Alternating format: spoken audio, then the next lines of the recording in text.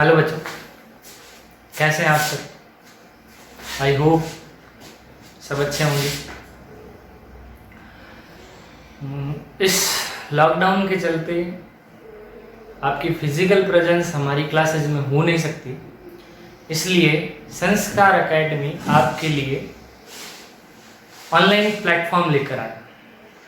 इस online platform से जुड़ने के लिए आप हमारे ऐप या फिर संस्कार की साइट www.sanskarakademy.in पर रजिस्ट्रेशन करवाकर अपनी स्टडीज कंटिन्यू कर सकते हैं।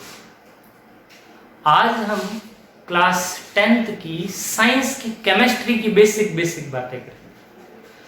केमिस्ट्री में क्या कवर होता है, कितने चैप्टर हैं, हम उन चैप्टर्स को कैसे कवर करेंगे, जो भी हमारी स्ट्रेटेजी होगी रिलेटेड टू केमिस्ट्री उसको हम आज डिस्कस करेंगे। केमिस्ट्री की अगर मैं बात करूं तो टोटल 4 चैप्टर होंगे, 4 चैप्टर्स कवर करें। अगर मैं फर्स्ट चैप्टर की बात करूं तो फर्स्ट चैप्टर हमारे पास है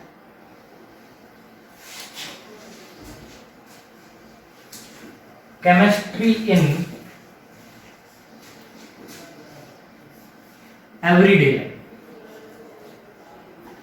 आपकी डेली लाइफ में जो केमिस्ट्री है वो कैसे यूज आती है, डेली लाइफ में केमिस्ट्री हम कैसे यूज ले पाते हैं, कहाँ कहाँ यूज आती है, केमिस्ट्री का यूटिलाइजेशन क्या है, और जो केमिकल कंपाउंड्स हम यूज लेते हैं उनके साइड इफेक्ट्स या फिर डिसएडवांटेज की बात करूं वो भी होता है।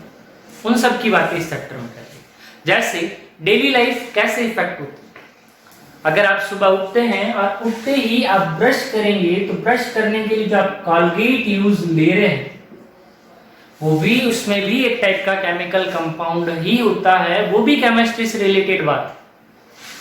कॉलगेट से शुरू करके अगर मैं आगे चलूं तो रात को सोते टाइम आप ऑल आउट या फिर कोई कॉइल जो है वो यूज लेते हैं, वो सब भी केमिकल कंपाउंड ही है, वो सारे भी केमिकल कंपाउंड्स है। यानी हमारी जो लाइफ है वो लाइफ केमिस्ट्री से बहुत ज्यादा इफेक्टेड। केमिस्ट्री के बिना हम हमारे लाइफ की बात ही नहीं कर सकते। हाँ, बायो अलग बात होती है, ऑक्सीजन वगैरह ठीक है, लेकिन हमारी लाइफ को इजीली जो चल रही है आपकी लाइफ, उसके लिए केमिस्ट्री बहुत ज्यादा इंपॉर्टेंट। सेकंड चैप्टर पे चलूं तो सेकंड चैप्टर है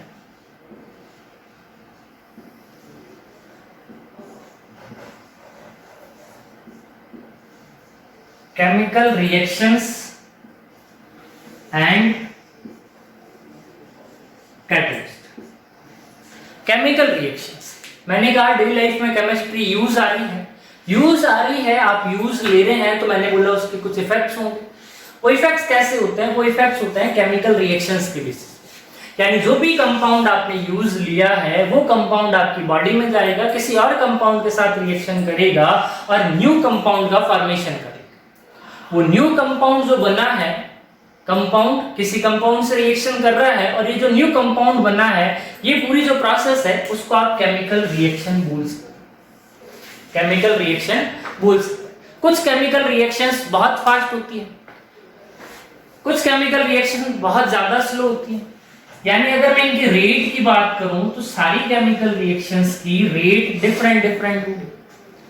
कुछ सब्सटेंस, कुछ कंपाउंड्स, कुछ एलिमेंट्स ऐसे होते हैं, कुछ एलिमेंट्स या फिर कुछ केमिकल्स की बात कर लूं मैं, जो आपकी रेट को इफेक्ट करते हैं, उनको कैटलिस्ट बोलते हैं।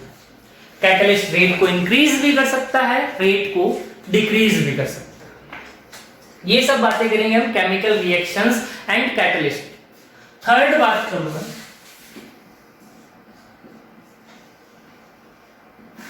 थर्ड में है एटॉमिक थ्योरी,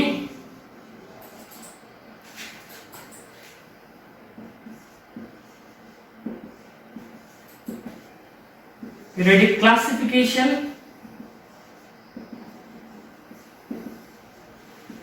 एंड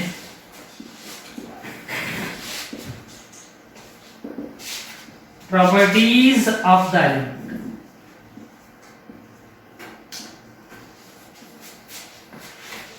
आपने क्लास 9th में थोड़ी बहुत केमिस्ट्री पढ़ी होगी, वहां पे आपने एटम वगैरह की बातें की।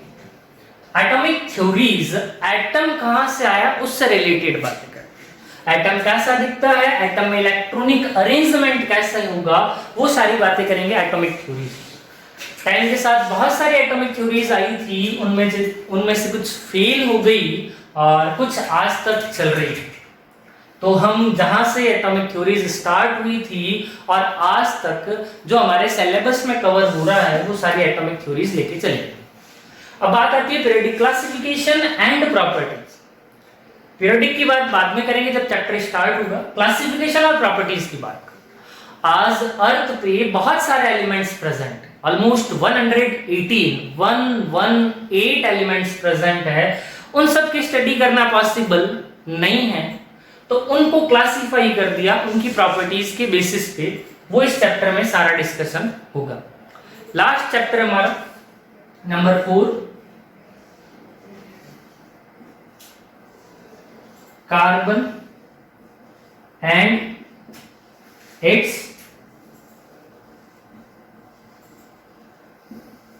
कंपाउंड्स।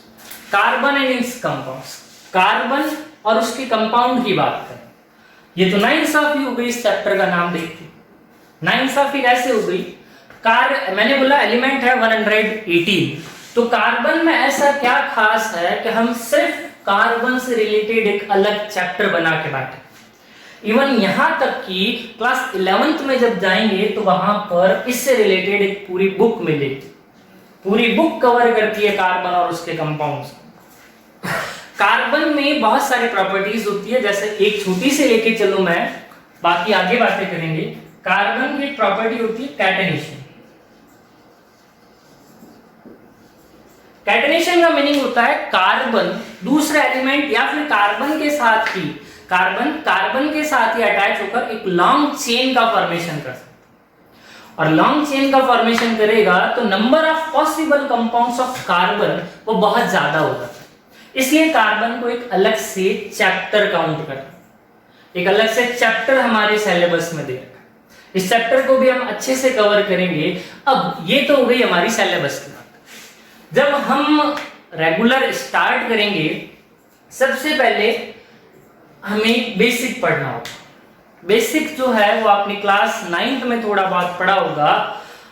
बेसिक जो हमारे यूज आएगा वो यहाँ पर यूज आएगा। सपोज केमिकल रिएक्शंस है, तो आपको कंपाउंड्स के नेम दे दें, उनके फार्मूले भी आए। सपोज मैंने बोला सोडियम क्लोराइड, मैंने बोला सोडियम